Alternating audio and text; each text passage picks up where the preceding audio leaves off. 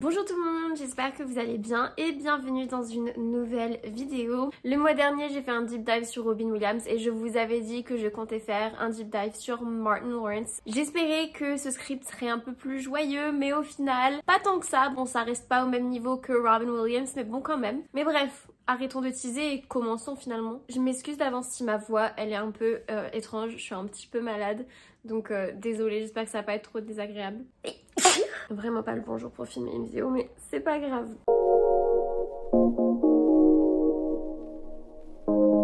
Martin Lawrence, il est né le 16 avril 1965 à Francfort en Allemagne. Et son nom complet c'est Martin Fitzgerald Lawrence. Martin c'était en référence à Martin Luther King. Fitzgerald c'était en référence à JFK, John F. Kennedy, Joseph Fitzgerald Kennedy. Et il faut savoir que Martin, il avait 5 frères et sœurs. Quand il avait 7 ans, la famille est retournée aux US et très rapidement après, les parents ont divorcé et du coup c'est la mère, comme d'habitude, qui a gardé les enfants. Donc elle a dû trouver 2 travails pour pouvoir subvenir à leurs besoins. Et Martin, lui, il essayait beaucoup de la soulager quand elle rentrait du travail en la faisant rire. Et il disait même en rigolant, si j'arrive à faire rire ma mère, j'arriverai à faire rire toute l'Amérique. Chaque membre de la famille essayait d'aider comme il pouvait, ils essayaient de la remercier pour tout son travail comme il pouvait. En ce qui concerne Martin, plus spécifiquement à l'école, en fait il faut savoir qu'il était un peu bully parce qu'il était petit et mince, mais ce qui l'a forcé à apprendre à se battre. Et c'est pourquoi au lycée, il a commencé à faire de la boxe et il était vraiment très doué. Mais c'était aussi évidemment le petit clown de la classe, il aimait bien faire rire ses amis. Et donc au lycée, il était déjà un petit peu plus populaire. En sortant du lycée, il a directement voulu se lancer dans le stand-up parce qu'il aimait vraiment beaucoup ça. Et du coup, il a commencé petit à petit à développer sa carrière, à développer son style en faisant des performances dans des comedy clubs de plus en plus réputés. Mais à côté de ça, il travaillait aussi pour se faire de l'argent et pour aider la famille. Et du coup, c'est là que sa famille s'est rendu compte qu'il était vraiment investi au point de faire les deux en même temps et qu'il lâchait quand même pas le stand-up. Et donc à force d'avancer, il va participer dans l'émission Star Search. Il va remporter le premier round, mais malheureusement le prochain, il va échouer. Mais en vrai, c'est pas grave parce qu'en 1987, il va être repéré par Columbia Records qui vont lui proposer de participer au reboot ou remake ou à la suite, je sais pas quel est le bon terme, de l'émission What's Happening. Et du coup, là, c'était pour être sur l'émission What's Happening Now. Évidemment, il va gérer son audition et il va du coup avoir un rôle dans la série. Malheureusement, un an plus tard, en 1988, elle va être annulée. Et lui, il s'y attendait pas trop. Il pensait, yes, ça y est, j'ai mis un pied dans le milieu. Au final, ça s'est coupé court et du coup, il a dû retourner chez lui. Son ancienne co-star de cette émission, trop gentille, un jour elle l'appelle pour lui demander comment ça va et du coup lui dit que c'est un peu la galère et elle va lui envoyer 500 $ comme ça par la poste pour l'aider et il va vouloir la rembourser mais elle va dire non mais t'inquiète, c'est vraiment genre juste pour t'aider. Adorable. Puis de toute façon c'était pas terminé pour lui puisque 4 mois plus tard il va être recontacté pour un nouveau projet et en plus il va signer avec un nouveau agent.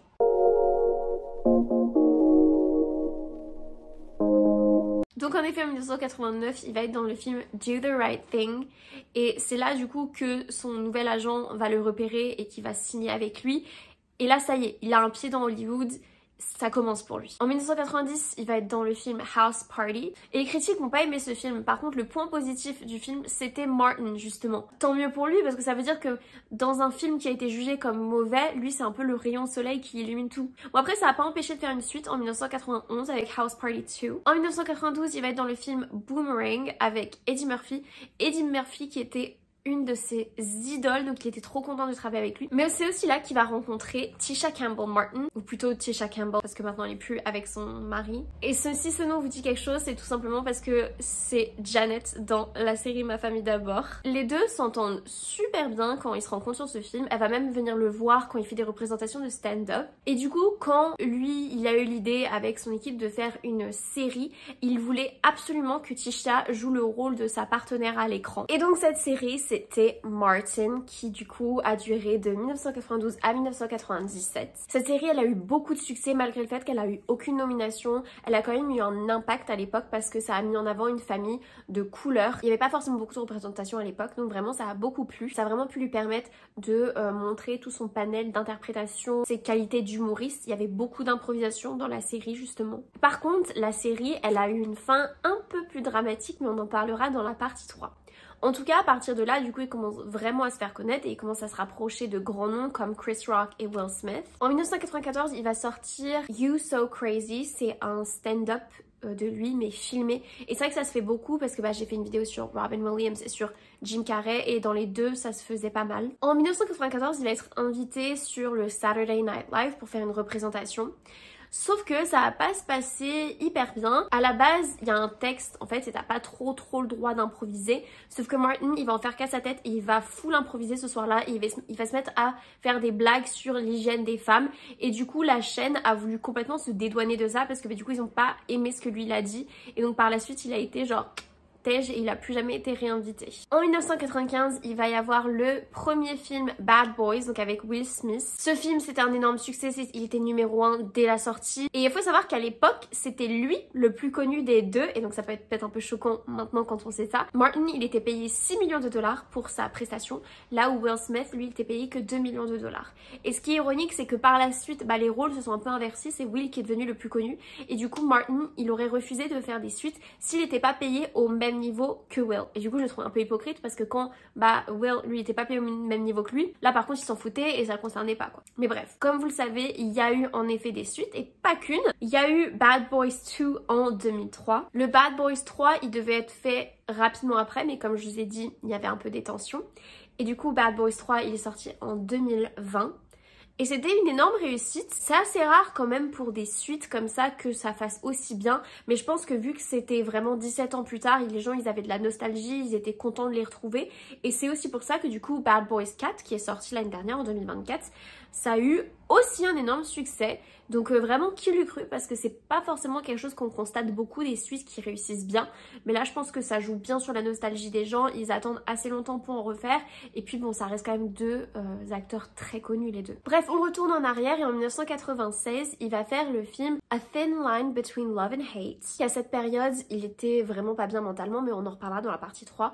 Mais il était très stressé pour ce film parce que il n'était pas que acteur, il était aussi directeur, du coup il se mettait beaucoup la pression pour réussir. Et il a même fini à l'hôpital tellement ça a eu un impact sur sa santé. Mais il se mettait beaucoup de pression à l'époque parce qu'il voulait se faire de l'argent pour mettre la famille à l'abri, pour se sentir en sécurité. Et finalement c'est un souci assez universel. Par la suite il y aura eu en 1999 le film Life, toujours avec Eddie Murphy, et même si à l'époque ça n'a pas trop réussi, je sais que c'est devenu un classique pour beaucoup. Et puis en 2000 il y a eu un classique pour moi, Big Mama's House. Ça a remporté 7 fois le budget original, donc vraiment très grosse réussite. Évidemment à l'époque, surprise surprise, les médias n'avaient pas aimé, mais bon on s'en fout, moi personnellement c'est comme ça que je l'ai connu Martin Lawrence et c'est vraiment du genre de film que j'aime bien. Évidemment maintenant on est en 2025, si tu regardes en arrière tu te dis bon est-ce que c'était politiquement correct? Non, mais moi j'en ai un peu rien à foutre de ça et juste ça me faisait rire et c'est un de mes films classiques d'enfance. Et comme je l'avais dit quand j'ai fait ma vidéo sur The Wayans Brothers ou sur Robin Williams, moi j'aime bien les films comme ça où ça se déguise, où c'est dans les extrêmes, mais écoute moi je trouve ça drôle. Et puis ça a tellement plu que du coup il y a eu une suite en 2006, il y a eu Big Mama's House 2 qui était un peu plus centré sur la famille pour être justement un peu plus accepté par un plus large public, c'était le cas. Et puis il y a eu en 2011 Big Mama's House 3. Dans la logique des choses, en effet, ça a été moins réussi que les deux premiers, même si c'était bien quand même. Surtout qu'en plus, pour ce film-là, Martin, il avait accepté un salaire moindre pour rentrer dans le budget. Bref, on retourne encore en arrière et en 2001, il va faire le film Black Knight. Et à la base, le rôle, il devait être pour Chris Rock, mais la production avait refusé de le payer 15 millions de dollars. Ce que je trouve étrange puisque Martin, lui, il a été payé 16,5 millions de dollars pour sa représentation. Go figure. En 2002, il y aura Run Till That qui était encore une fois une représentation de ses stand-up filmés. Et là, ça a beaucoup plu parce qu'il était un peu plus transparent. Il parlait des soucis qu'il rencontrait à l'époque et des soucis qui existaient à cette période-là, donc ça a beaucoup plu. En 2008, il y aura le film Welcome Home Roscoe Jenkins. Moi, j'aime trop ce film. C'est un film qui fait aussi beaucoup penser à The Johnson Family Vacation. Franchement, j'adore ce genre de film. J'aime les casts, ils sont toujours incroyables et je crois qu'il n'y a pas beaucoup de gens qui le connaissent en France, enfin dites-le moi si vous les connaissez. Je sais qu'à l'époque ça avait pas énormément plu parce qu'il avait été beaucoup critiqué comme quoi son acting il était too much, mais au final moi personnellement ça m'a pas choqué, je trouve que ça match très bien avec le reste du crew. De toute façon j'ai l'impression que les critiques ils aiment pas trop quand c'est comique ou comédie plus à ce point tu vois. Moi j'aimais bien. La même année, il y aura le film College Road Trip qui était avec Raven-Symoné. D'ailleurs, j'ai déjà fait une vidéo sur Raven-Symoné, donc n'hésitez pas à aller la voir parce qu'elle est super intéressante. Et c'était un film un peu plus...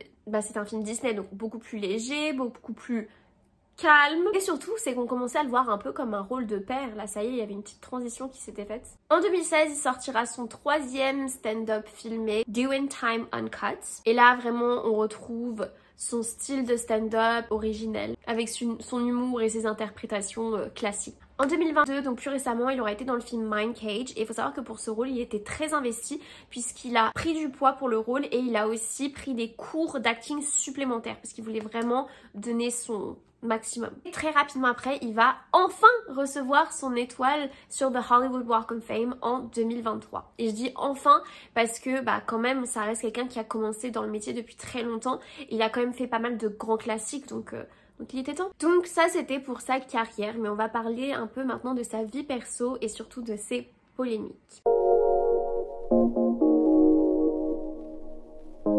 Parlons un peu relations amoureuses. En 1992, il va commencer à fréquenter Lark Voorhees, qui était venu faire un guest sur la série Martin justement. En 1993, ils vont se fiancer, mais au final ça va pas aller très loin puisqu'en 1994, il va annoncer qu'il va se marier avec une autre femme et il a fait cette annonce publiquement sans même prévenir Lark. Donc il y a eu des rumeurs comme quoi ça aurait énormément impacté Lark. Évidemment la meuf se fait quitter en live comme ça sans le savoir alors qu'elle était fiancée. Après il faut ajouter à ça qu'en plus à l'époque Lark avait déjà des troubles parce que c'était une enfant star et comme on l'a vu avec Margaret Ashley, quand t'es une enfant star des fois ça peut être hyper compliqué pour toi quand tu grandis. En ce qui concerne Lark, par la suite elle a été diagnostiquée, elle a eu un traitement et elle va quand même beaucoup mieux. Mais revenons du coup à Martin. Donc comme je t'ai dit, il a annoncé ses fiançailles avec Patricia Southall et ils se sont mariés en 1995 et en 1996 il y aura la naissance de leur premier enfant, Jasmine Page. Cette même année, en 1996, je vous avais dit plutôt que c'était une période un peu compliquée pour lui parce qu'en effet, il va avoir un épisode un peu de démence si on peut dire ça, même si c'est pas diagnostiqué comme tel, mais il va se mettre à courir dans la rue, c'était sur Ventura Boulevard et il va avoir un discours un peu de complotiste, de parano. Il était armé donc la police va arriver et va l'arrêter et ils vont mettre ça sur le compte de la pression d'Hollywood, donc ils veulent le relâcher, sauf que rebelote quelques mois plus tard il va être chopé à l'aéroport avec encore une fois une arme et là du coup il va être amené en prison, il va être relâché avec probation, en probation. Ouais, je crois que c'est dit en français. Et encore une fois, quelques mois plus tard, rebelote, il va se mettre à frapper quelqu'un dans un bar. Donc c'était vraiment une année très compliquée pour lui, mentalement, ça n'allait pas. Et donc dans la logique des choses, en 1997, du coup, il va divorcer avec Patricia. Et à l'époque, elle avait dit qu'elle craignait vraiment pour sa sécurité et la sécurité de ses enfants. Parce qu'une fois, elle était à l'hôtel et Martin, il est rentré avec force dans la pièce. Et donc elle a même dû justement porter plainte pour avoir une mesure d'éloignement à l'époque, tellement Martin ça n'allait pas du tout. Mais très rapidement après, Martin il va se mettre à fréquenter Shamika et en 2000 il y aura la naissance de leur premier enfant ensemble et du coup du deuxième enfant de Martin. Il y en a Faith et en 2002 il y aura la naissance de Amara Trinity. Mais on retourne en 1997 et vraiment encore une fois pas la meilleure des années pour Martin puisque Tisha du coup qui était sa co-star dans la série Martin, elle va porter plainte contre lui pour harcèlement. Apparemment, il avait un énorme crush sur elle, il était obsédé par elle et du coup il lui aurait fait plusieurs avances qu'elle aurait rejetées et suite à ce rejet du coup il se serait mis à l'harceler. Et donc cette histoire elle n'est pas allée jusqu'au tribunal puisque les deux parties se sont mis d'accord en privé et Tisha elle a accepté de revenir pour la finale de Martin mais dans les critères de sa venue elle ne voulait avoir aucune scène avec Martin et elle voulait pas qu'il soit présent avec elle lorsqu'elle tournait ses scènes. Mais au final, ils ont réussi à résoudre leurs différences et ils se sont réconciliés puisqu'en 2022, on a eu une mini réunion justement du cast de Martin. Et d'ailleurs, pendant cette prestation qui était du coup en 2022, donc bien plus récente, les fans étaient de nouveau inquiets pour la santé de Martin parce que il avait l'air un peu déboussolé, un peu perdu, il bafouillait, il bégayait, il y avait des longs moments de pause. Mais les représentants de Martin avaient pris la parole à ce moment-là pour dire que non, en fait, il allait très bien. Mais on retourne du coup en arrière et en 1999, il va tomber dans le coma pendant 3 jours parce qu'à ce moment-là, il essaie de perdre du poids pour un rôle et du coup, il va se mettre à courir couvert dans un plein cagnard. Et donc à l'époque, beaucoup de gens s'inquiétaient beaucoup pour sa santé et donc il va être diagnostiqué de bipolarité, mais il va se mettre du coup à prendre un traitement, il va être suivi. En fait, une fois que tu es diagnostiqué correctement, ça aide beaucoup à aller mieux parce que du coup maintenant tu sais quoi faire et tu sais quel traitement prendre. Bref, en 2010, il va se marier avec Shamika parce que oui, jusqu'ici ils n'étaient pas mariés.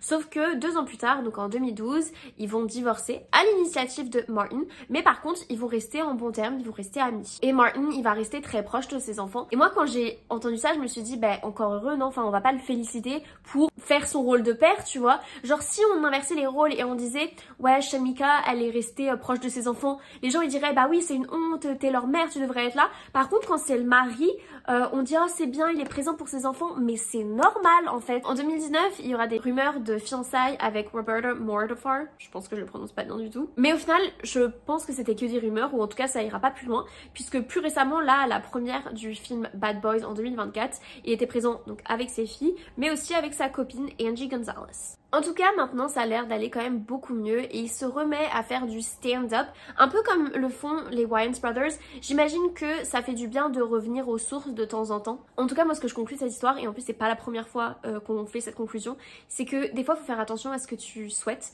parce qu'il y a beaucoup d'acteurs comme ça qui voulaient absolument percer dans Hollywood, et une fois qu'ils y sont, bah en fait, ça leur plaît pas du tout. Et je veux dire, c'est un peu le cas de Marilyn Monroe, par exemple, qui voulait absolument être célèbre. Et au final, bah, on voit où est-ce que ça a mené. Et du coup, des fois, je me dis, faites attention à ce que vous souhaitez. Parce que bah, une fois que tu l'as, tu sais pas, en fait, tu sais ce que tu perds, mais tu sais pas ce que tu gagnes. De ce que je vois de plusieurs histoires que j'ai fait jusqu'ici, le monde d'Hollywood a l'air quand même très toxique. En tout cas, il est encore très actif aujourd'hui. C'est vrai que j'en ai pas parlé, mais il a aussi fait de la musique, un peu comme Eddie Murphy l'avait fait, ça m'a fait trop rire. Mais j'en ai pas parlé plus que ça parce que bah, ça a pas eu un énorme succès. Mais ça me fait rire parce que ça me fait vraiment penser un peu aux acteurs de Disney Channel où en fait ils étaient pas juste acteurs, on leur faisait aussi faire de la musique. Et donc j'ai l'impression qu'à cette époque-là, quand t'étais acteur, on t'encourageait aussi à faire de la musique pour te diversifier. Bon, après c'est pas fait pour tout le monde la musique hein les gars. En tout cas, j'avais vraiment envie de faire une vidéo sur Martin parce que pour moi ça reste un des piliers de l'humour. Ok, il est pas au même niveau que Robin Williams ou que Jim Carrey, mais il nous a quand même donné des sacrés films et des sacrés classiques, donc je trouvais ça important de parler de lui. Et voilà, cette vidéo est terminée, j'espère qu'elle vous a plu. J'ai l'impression d'avoir fait un peu pas le tour parce qu'il y a énormément d'acteurs comiques, mais en tout cas ceux avec qui j'ai grandi. J'ai fait Jim Carrey, j'ai fait Eddie Murphy, j'ai fait les Wayans Brothers et du coup là j'ai fait Martin Lawrence. C'est vraiment des acteurs avec qui j'ai grandi parce que vraiment tout ce qui est comédie c'est mon genre préféré. Si vous avez d'autres acteurs de comédie ou même d'autres acteurs ou actrices que vous aimeriez que je fasse, n'hésitez pas à le mettre dans la barre de commentaires. N'hésitez pas à aller checker ma playlist et à aller checker les autres vidéos. Si c'est pas le cas, activez la petite cloche et suivez-moi pour pas louper les prochaines vidéos quand elles sortiront. Et moi je vous dis à la semaine prochaine pour une nouvelle vidéo. Bye!